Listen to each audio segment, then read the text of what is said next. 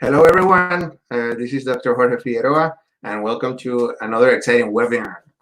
Today, the title of our webinar is Virtual Reality for Emerging Bilinguals. And I'm very happy to be here with all of you today and, sharing this opportunity with all of you. All right, so let's get started. The first thing that I want to understand is that um, virtual reality is one of these immersive technologies that is now on a huge trend. And as educators, we need to work with it. We need to foster it in the classroom setting. And working with emerging bilinguals, it could definitely give us like a lot of leverage and help us, work with them and in order for them to achieve different, their second language acquisition in a faster mode and plenty of things. So I encourage you to use it and enjoy it. Okay, so here we go.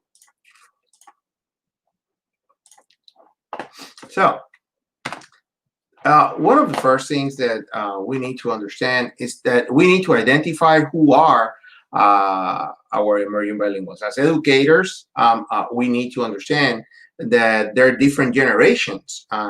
So when we're working with our emerging bilinguals, that's not different to any other. So one of the things in here is that we need to know to which generation they belong to. So one of the things that happen right now in the classroom setting, and specifically in K-12, is that most of the students attending K-12 classrooms are part of the Gen V generation. So they were born after 1996, and that's very important for us to know as well, and for everyone to because they will have different characteristics. So our emerging bilinguals that are going right now to K-12 are not different from students that are native speakers. And one of the things is that they're part of this generation. And the main thing about this generation and the main characteristic is that they are digital natives, just like Generation Alpha, who are students who are also coming in our classroom setting,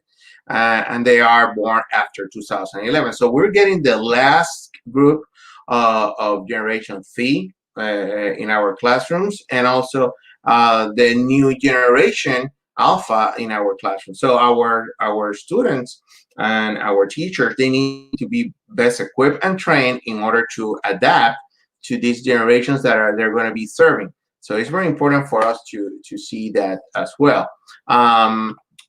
So what is virtual reality?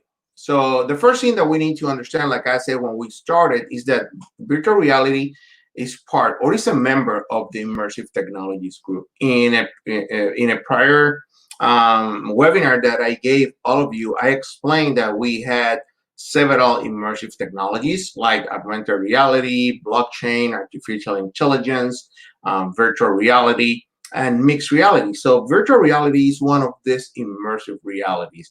And one of the things that this type of technology is going to be doing is providing new forms of learning experiences to allow the real world to merge with the digital world. So one of the nicest things about this is that we need to understand that this type of technology is going to be digital. So we're going to be working with a digital setting that is going to give us the opportunity to move away from the classroom walls. And another thing is that it is defined as the use of computer technology to create simulated, interactive, immersive environments. So the student is going to be immersed in this type of technology.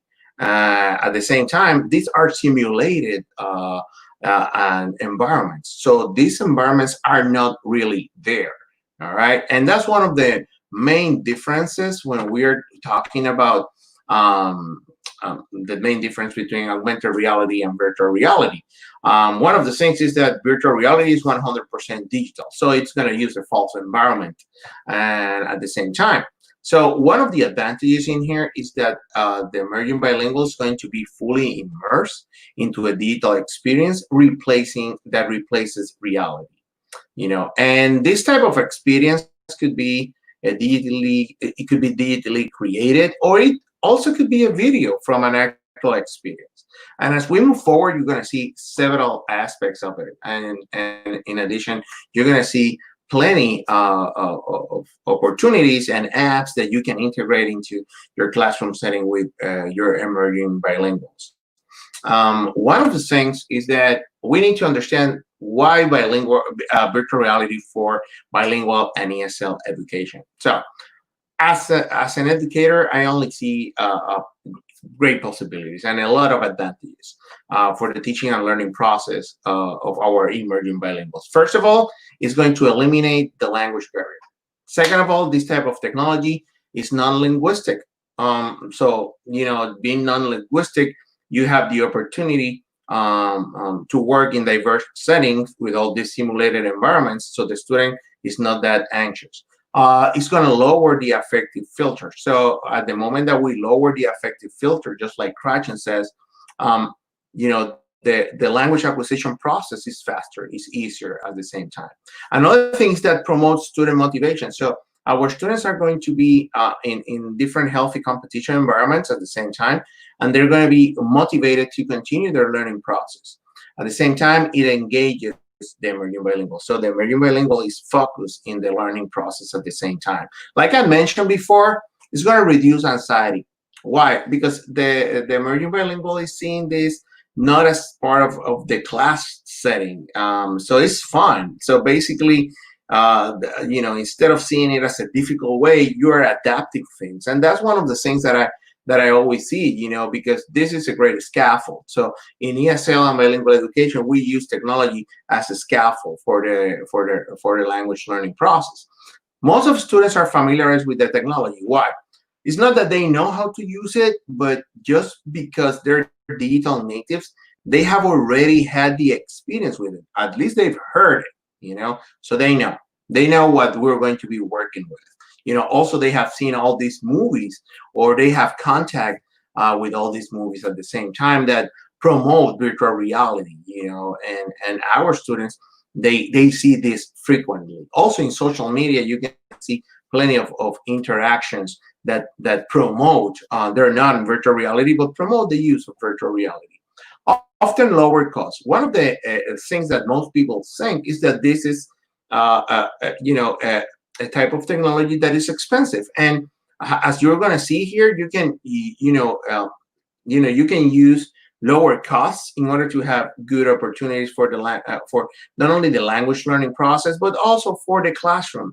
For your classroom, so you can use it in a, using this technology in a that has lower costs. So people sometimes, because they see all this virtual reality stuff and they see it on the movies, they might think that this is very expensive.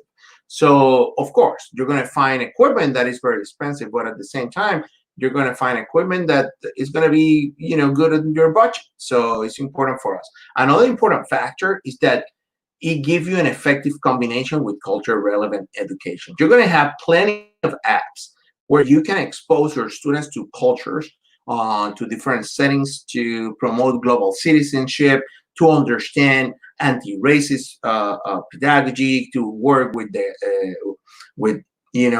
social justice education. You can do a lot of things, and this could be a great, powerful tool for the training aspect of your emerging bilinguals at the same time. Like I said before, it's a very strong scaffold. You're using this technology and you're moving this technology into the classroom setting. So it gives you this type of a scaffold thing that is definitely great for you. Also, virtual reality tours, and this is one of the nicest things about this technology, that it moves away from the classroom setting. So you're going to have plenty of virtual reality tours and experiences. At the same time, it's a very inclusive technology. Why? Because everybody can join it. Okay, you have several, not only languages, but at the same time, these technologies have evolution in a way that students can hear it, they can feel it. It's amazing the things that we can do this into the classroom setting with virtual reality. So the equipment. One of the things that we need to have clear when we're working with this type of technology is that definitely we need access to the internet. Okay, so a smartphone is a possibility, and other multi-purpose mobile devices as well. And you also need headsets. Okay, and we're going to go, to explain a little bit about each of them in order for us to, to have a clear view. Okay, so smartphones. So some VR apps work with earlier iPhone generations, as the fifth generation, all the way to the most recent SE. So, when we think about smartphones, definitely we need to think about the competition of iPhone and Android phones, definitely. So, for example, with Android phones, if you want to use your phones for this type of mobile virtual reality setting, yeah, you can use phones that go back to the Samsung Galaxy 5S and the Note 5, respectively, all the way to the newest generation. You can also use the Google Pixel 2 and the 3, the LG V30 and the Moto V2 Force. So smartphones are essential. And if you have them in your classroom setting, the only thing that you need to do is just either use the data or, connect to Wi-Fi. So, one of the nicest things about the phones is that you're going to be able to adapt them to the cases that we're going to show in a minute. Okay, to some of them, or basically, we're going to be I'm going to be explaining that in a minute. Multi-purpose mobile device. And when I think about a multi-purpose mobile device, definitely this is an alternative to smartphones. And this is one of the things that teachers might be thinking. Like, for example, if you don't have smartphones in your classroom, one alternative could be an iPod Touch, a 7th generation iPod Touch. So if you have a 7th generation iPod Touch, you can use it with virtual reality as well. So you got great access to the internet through Wi-Fi, great resolution. It comes with iOS 12 pre-installed, and the pricing, it ranges from $199 to $289, depending on the storage that you want. And I'm saying all this so you understand that you can get this type of systems and use it and put it into the headsets that we're going to be explaining in a couple of minutes. And that's it, headsets. So there's our varieties of headsets nowadays. Plenty of headsets nowadays for this type of technology. And you can find headsets that are made of cardboard, like the one that we're going to explain. Other ones that are plastic. Other ones that are standalone headsets. So there are a variety of headsets. Like I was explaining, the smartphones one can be applied to several of these headsets. Okay, and the first headset that I want you to think about is the Google Cardboard. Okay, also we have the Desktech V5, the GearVR, the Merge VR headset, and the Daydream smartphone headset. There are also standalone and all-in-one headsets, just like the Oculus Go, which was recently discontinued. Yes, when we saw that Oculus Go was going like, wow, this is great for school, suddenly the Oculus Go stopped.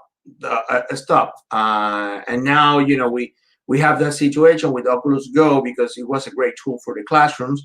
But now with Oculus Go, one of the things that will happen is that they're going to have like firmware patches all the way to 2022. So at least you can keep on updating it all the way to 2022. They're going to permit several apps to keep on working as well, new apps working as well. But you have a lot of resources here, and we're going to explain that in a little while. Also, the Oculus Quest, the HTC Vive standalone, and the Daydream standalone. So you have not only one Daydream for a standalone and Daydream smartphone. So easy. Headsets that work with mobile devices, they need a smartphone or another mobile device. So you can go into virtual reality on the other type, the all-in-one. There are standalone headsets where you don't need this type of phone, because you already have everything on the headset that it gives you that opportunity to go into an immersive scenario. All right, so let's talk about the Google Cardboard. Why I mention always the Google Cardboard? Because it's affordable. It's very affordable. And the first thing that you need to understand that, period, Google Cardboard is a VR platform. And this VR platform was developed by Google for use with a head mount for a smartphone. So every time that we think about Google Cardboard is synonymous to using a smartphone. Okay, so we're going to use Google Cardboard with the smartphone to access virtual reality. So it is named for its fold-out cardboard viewer. The platform is intended as a low-cost system to encourage interest and development in VR. Hey, I use it all the time, and this is a great tool for our students per se. So basically, one of the things in here is that our students are able to work with this type of technology. The classroom setting, this is affordable for the classroom as well. So you have no problem with it. Let's see why. Well, it works with iPhones and Android phones or mobile devices. So the only thing that you need is just like to get that phone and get it inside. And the range mount, the head mount ranges start at around $7.99, all the way to 20. But you can find this on Amazon, and you can find this at a very cheap price. One of the things that I promote is that teachers, if you have this grant, try to integrate. If you don't have everybody with phones in the class, so try to see if you can get a grant and get some iPhone, iPod Touch, and then use those iPod Touch and put it in a Google Cardboard setting. So it could be a great combination and very affordable at the same time. Okay. So as I continue here, there's several apps for the Google Cardboard. One definitely is Google Expedition. Another one, which is free, and also you have several things on the Google Expedition app that you have to pay. But most of the activities that you get there are free. You got Nearpod that is also free, and you can pay for it. Calculus in virtual reality, where you find lessons about calculus and geometry. Task Locket, which is a VR story for children. So you have here is a free app. Illustrated storybook adventures. VR Tube, which provides many high-quality virtual reality entertainment to enjoy, is free as well. Timetables VR, which is a fun way for students to practice their multiplication skills in virtual reality. MEL Chemistry VR, which is also free, and you have chemistry lessons in VR. Lifelike VR museum, where you get amazing 3D models for school with high-end VR capability only. And also you have CodeSpaces EDU, which is free as well. And also there's a paid version for it, and you can create virtual reality tours, simulation, storytelling, etc. So these apps are very good for the Google Cardboard as well.